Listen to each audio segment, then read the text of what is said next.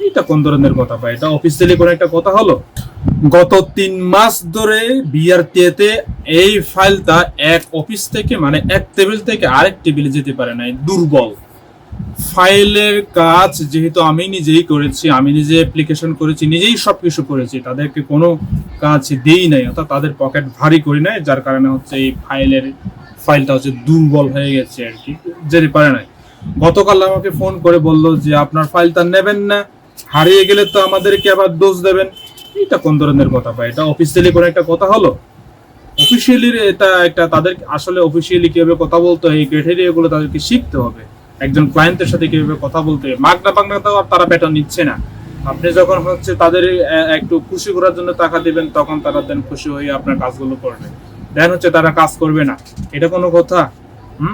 গত 3 মাস ধরে যে বাইকের মালিকানার জন্য যে স্মার্ট কার্ডের জন্য যে হচ্ছে ফিঙ্গারপ্রিন্ট দিতে হয়, এই ফিঙ্গারপ্রিন্ট গতকাল আমাকে কল করে বললো যে আমি ভাবছিলাম যে আমার নেম প্লেটটা ডিজিটাল প্লেটটা হয়তো হয়েছে, সেজন্য কল করতেছে, কিন্তু না।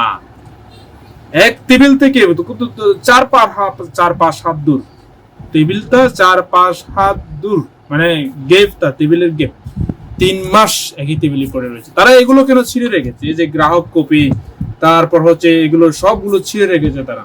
হ্যাঁ, গ্রাহক কপি আর হচ্ছে অফিস কপি সব এইগুলো সব ছিঁড়ে রেখে আমাকে গ্রাহক কপিটা আমাকে দিয়েছে।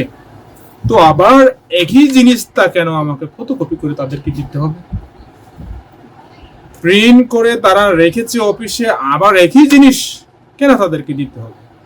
এই হচ্ছে বিআরটি এর কাণ্ড। আমি আসলে অতি বিরক্ত।